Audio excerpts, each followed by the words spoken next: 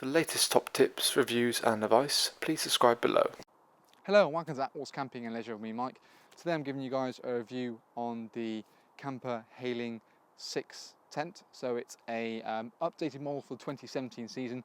So there's a few quite sort of major changes from last year to this year. So first of which, the actual tent itself doesn't actually change in terms of size, nor the sort of quality of the fabric they use. So still getting the 150 denier fabric, so really nice and waterproof, 6,000mm hydrostatic head, so still top quality material they use.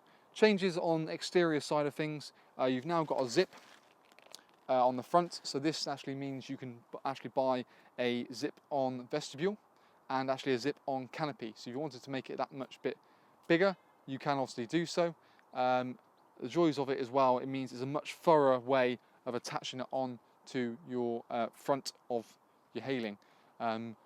Personally, I think it's a great little thing. It just means if you bought a Hayling in the years gone by, you can no longer pretty much buy a vestibule for it because they've changed the zip, which is a bit of a shame.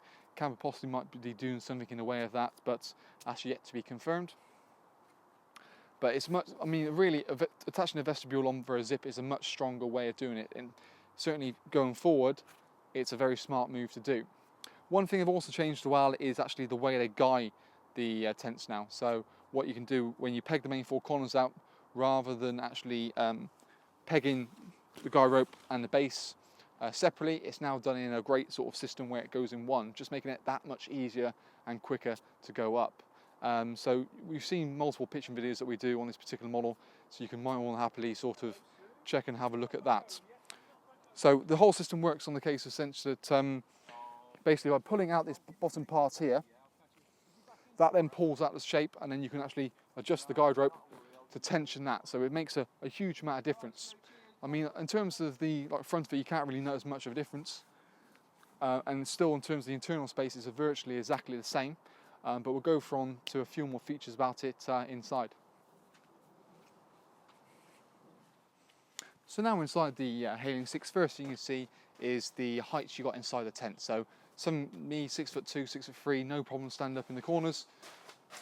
More than happily load ahead height, so it just makes it that much easier sort of to enter and exit. Even sort of going through the doors, I'm no problem there at all, to be fair.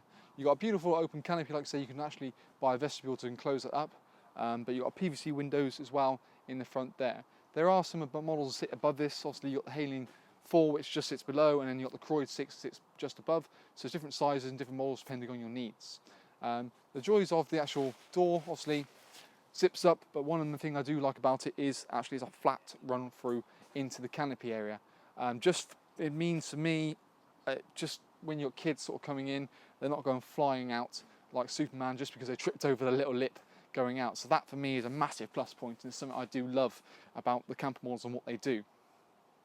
You've got beautiful, in the living area, beautiful PVC windows, so you can get a great look around the campsite, but obviously loads of light in, but you've got curtains on every PVC window, so you can get the privacy when you want to as well. That includes the ones at the front. You've got a side door as well as obviously the front door. The side door has got a mesh part on it, so you can quite happily put the side door sort of on sort of canopy poles, give you a bit of shelter, and then you've got a mesh door so you can get the circulation air as well. A nice big vent along the top up here as well, helps with the circulation and helps combat condensation.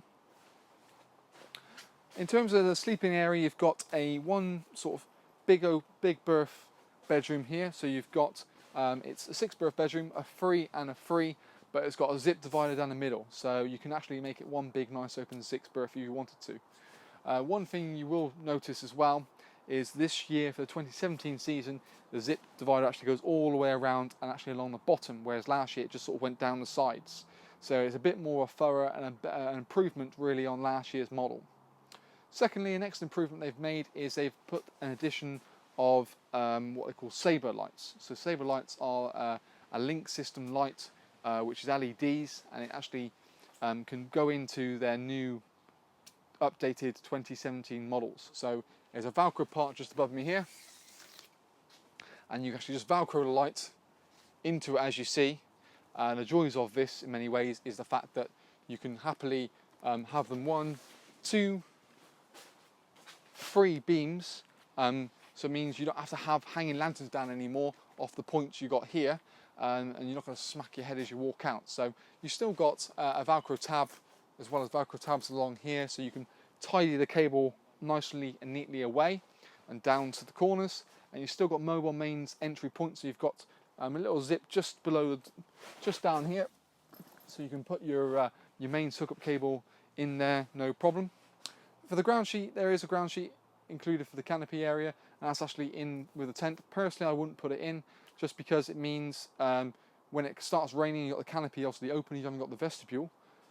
It's just going to collect on the ground sheet and then go straight into the tent. So personally, leave that out, let the water soak into the ground, and it's sort of done and dusted from there.